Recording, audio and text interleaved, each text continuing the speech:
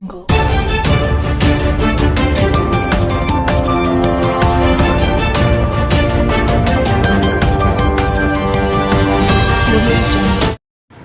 Times of Gujarat ન્યૂઝમાં આપનું હાર્દિક સ્વાગત છે.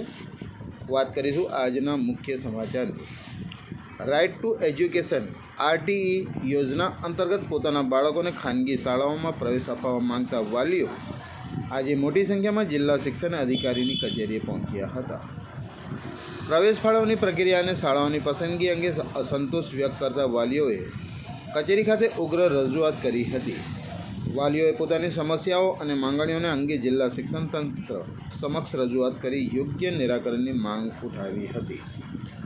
મામલાની ગંભીરતા વચ્ચે જોડેલા જિલ્લા શિક્ષણ અધિકારી મહેશ પાંડેએ વાલીઓ સાથે ચર્ચા કરી આરટીઈ પ્રવેશ પ્રક્રિયા અંગે વિગતવાર માહિતી અને સમજણ આપી હતી. અધિકારીને સમજાવટ બાદ વાલીઓમાં રહેલી ગેરસમજ દૂર થતાં સ્થિતિ સામાન્ય બની હતી. વાલીઓએ પોતાની માંગણીઓ સાથે લેખિત અરજી પણ અધિકારીઓને સોંપી હતી. શિક્ષણ વિભાગે રજૂઆતોની સમીક્ષા કરીને યોગ્ય કાર્યવાહી કરવાની ખાતરી આપી હતી. સાંભળો આરટીઈ પ્રવેશ મુદ્દે વાલીઓ અને શિક્ષણ અધિકારીઓ શું કહી રહ્યા છે.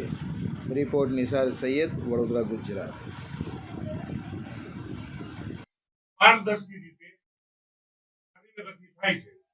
ફરી કહું, આરટીમાં મારા દીકરાને એડમિશન અપાવવું હોય કે મારા સગવડને અપાવવું હોય તો પણ મને સત્તા નથી.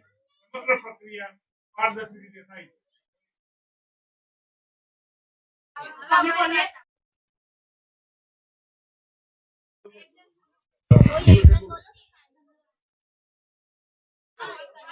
કે અમારી જે આંગણવાડીમાં ફોર્મ ભરાયા છે એમાં આંગણવાડીમાં કોઈ બી સ્ટુડન્ટનું કોઈ બી આરટીઓ ફોર્મ ભર્યું છે એના કોઈ લાભ મળ્યો નથી. તો અમારે લાભ માટે અમે આ ડીઓ કચેરી આવ્યા છે.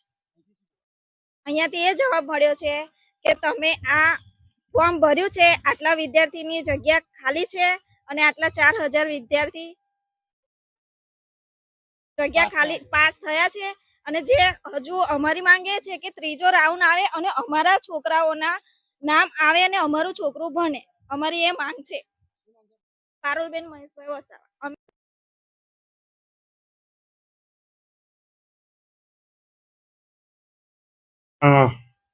આરટી અંતર્ગત જે આપણે એડમિશન કરવામાં થાય છે એ ઉપરાંત વડોદરા જિલ્લામાં કુલ 4347 બેઠકો માટે પ્રવેશ પ્રક્રિયા કરવામાં આવી હતી. 4347 સામે 12053 અરજીઓ આવેલ હતી. એમાં પહેલા રાઉન્ડના અંતે 227 બેઠકો ખાલી હતી અને 15 વિદ્યાર્થીઓએ એલોટમેન્ટ ન થયું. એમ બીજા રાઉન્ડ માટે 242 વિદ્યાર્થીઓ માટે બીજો રાઉન્ડ પણ પાડવામાં આવ્યો હતો. બીજા રાઉન્ડને અંતે જે વાલીઓને આરટીમાં પ્રવેશ મેળવેલ નથી એ વાલીઓ અહીંયા રજૂઆત માટે આવ્યા હતા. પણ આ સરકારશ્રીની આ યોજના અંતર્ગત 12050 સામે 12053 અરજી સામે આપણે 4347 જે આરટીઈનો સરકારનો નિયમ છે 25% વિદ્યાર્થીઓ જ સમાવી શકાય છે. ખાસ તો આજે આંગણવાડીવાળા વાલીઓ વધારે આવ્યા હતા કે અમારે આંગણવાડીનું અમે અમારા બાળકને ભણાવ્યું છે તો એમને કેમ મળ્યું નથી. પરંતુ વાલીઓની ગેરસમજ છે. વાલીઓની પણ ગેરસમજ હું દૂર કરવા માંગુ છું. આરટીઈમાં 13 પ્રકારના અગ્રતાક્રમ છે.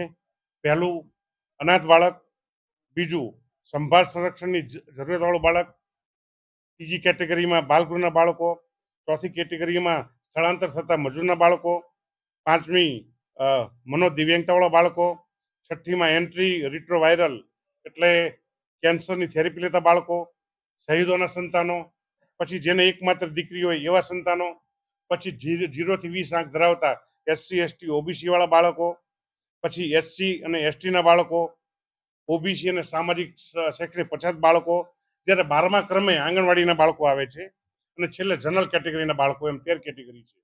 પરંતુ વાલીઓની અણસમજણના કારણે એ એવું સમજે કે અમે આંગણવાડીમાં પ્રવેશ મેળવ્યો એટલે અમને એડમિશન મળી જ જાય.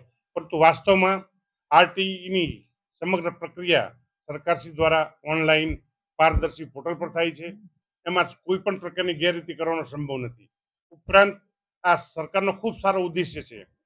સામાન્ય બાળકો સારી સ્કૂલોના બાળકો સાથે કેટેગરીમાં આવીને કોમ્પિટિશન કરે અને એ પ્રકારનું શિક્ષણ મેળવે. આમ આ આજે જે થયું એ વાલીઓની ગેરસમજને કારણે વાલીઓ અહીંયા આવ્યા હતા. છેલ્લે અંતે એમને જ્યારે એમને સમજાવવામાં આવ્યા તો ખૂબ સમજાવટથી એમને રાજી થઈને ગયા અને ખૂબ સુખદ અંત આવ્યો છે. Thank you. એ તો વાલીઓને એ લોકો વાલીઓનું એવું કહેવું છે, પરંતુ આવી પ્રકારની કોઈ શક્યતા નથી. કારણ કે આમાં સમગ્ર પ્રક્રિયા પોર્ટલ પર જ થાય છે, એટલે કોઈ પણ પ્રકારની ગેરરીતિ થવાની સંભાવના છે જ નહીં. મારે વાલીઓને એવું જ મેસેજ છે, કોઈના ભરમાવામાં આવશો નહીં. ફરીથી મોદી સાહેબ અને ગુજરાત સરકારના સીએમ સાહેબ અને શિક્ષણ વિભાગ દ્વારા આ જે પ્રક્રિયા છે ખૂબ સારી પ્રક્રિયા છે, પારદર્શી પ્રક્રિયા છે અને સામાન્ય લોકોને, આમ જનતાને સારી સ્કૂલમાં સારા બાળકો સાથે કોમ્પિટિટ કરવાનો એક તક છે, તો એમને આ તકનો લાભ ઉઠાવવો જોઈએ. અને જે આરટીના 25% પ્રમાણે જે બેઠકો મળેલ છે એ બેઠકો સરકારની પ્રક્રિયા મુજબ થયેલ છે. Thank you. નો એ આક્ષેપ ખોટો છે. આપણે કોર્પોરેશનની 122 જેટલી સ્કૂલો છે એમને કીધેલું છે, અને કોઈ પણ સ્કૂલ એમના ઘરથી 1 કિલોમીટર દૂર નથી. એટલે અને કોર્પોરેશન તૈયાર જ છે બાળકોને સમાવવા માટે. તો લેભાગુ માટે આપણે એવું કોઈ હોય તો ધ્યાન આપો. આપણે પોલીસ તંત્રનું પણ ધ્યાન દોરીશું. અને કોઈ પણ એવા હોય તો હું ફરી વાલીઓને કહું છું, કોઈ પણ એવી ભ્રામક કે લોભામણી કે હું એડમિશન અપાવી દઈશ એવી ભ્રામકતામાં કોઈ આવું નહીં. સાહેબ, માર્કેટમાં તો લોકો કહે, પરંતુ કોઈ વાત સત્યથી વેગળી છે. કદાચ હું એમ કહું, મારા દીકરાનું આમ મીડિયામાં કહું છું, મારા દીકરાનું પણ એડમિશન કરાવવું હોય ને તો પણ આરટીમાં શક્ય નથી. Thank you. વાલીઓને આ સંદેશ છે, કોઈ પણ પ્રકારનો ભરમાવો નહીં, સરકારની નીતિમાં વિશ્વાસ રાખો. If you like this video, then like, share and subscribe to Mirror Now.